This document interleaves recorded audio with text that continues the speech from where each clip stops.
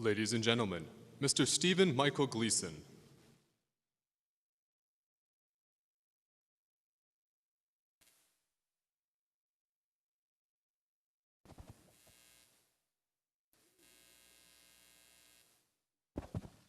Hi there everyone.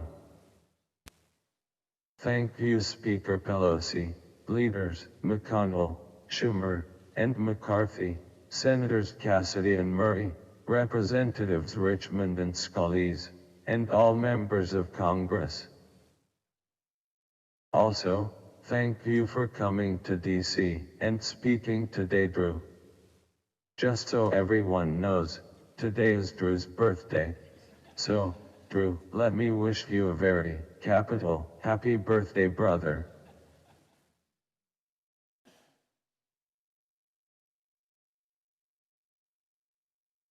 This award, from the elected officials who represent the people of the United States of America, is a sublime honor for me.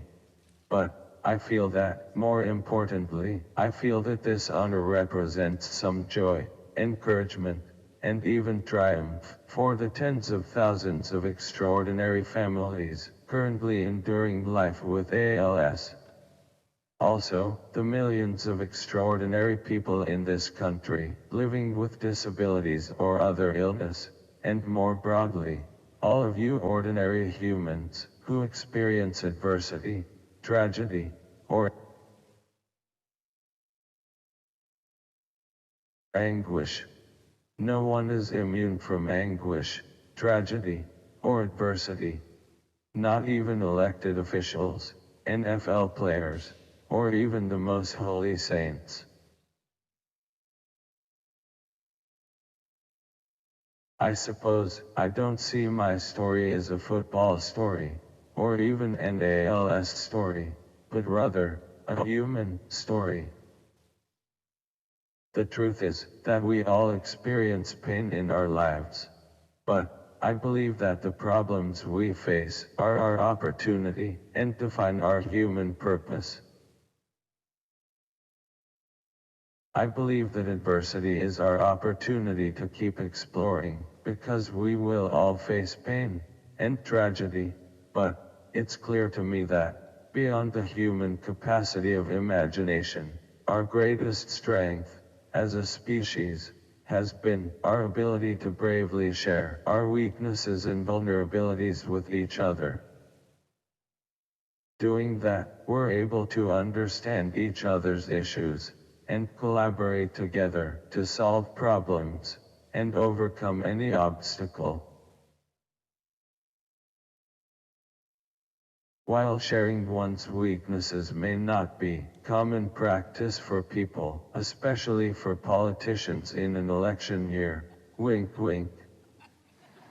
Sharing my weaknesses was entirely critical for me to play 8 years in the NFL. And it has been unquestionably critical to my survival and purpose for the past 9 years, living with a disease as dreadfully beautiful as ALS. I am grateful to the literally thousands of people who have directly uplifted me, both emotionally and physically in my 42 years. Most importantly, I'm grateful to my parents for instilling in me many of the values I've used to be successful. And, of course, my wife Michelle. This is not the life we imagined, and it hasn't been easy, but through communication and compassion, we're carving out an awesome existence.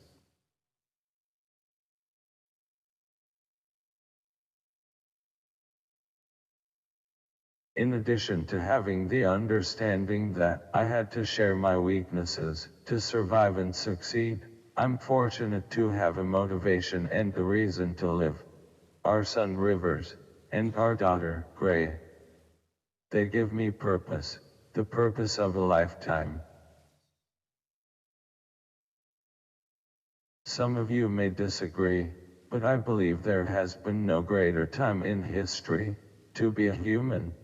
At the same time, I don't think anyone here, or anyone watching will disagree that we as a country, and more appropriately, we as a global species face enormous challenges in the coming decades of the 21st century.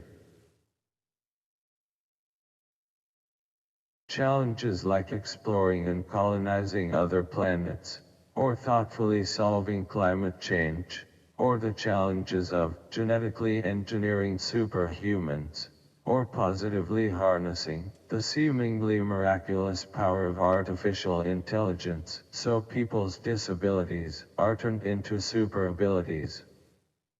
These challenges provide us with an exponential opportunity, as Americans, and as humans.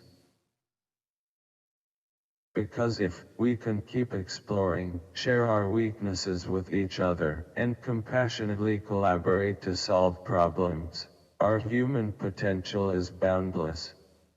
If we can work to understand and solve each other's problems, and each other's pain, compassionately, then, truly, all things are possible. Thank you again.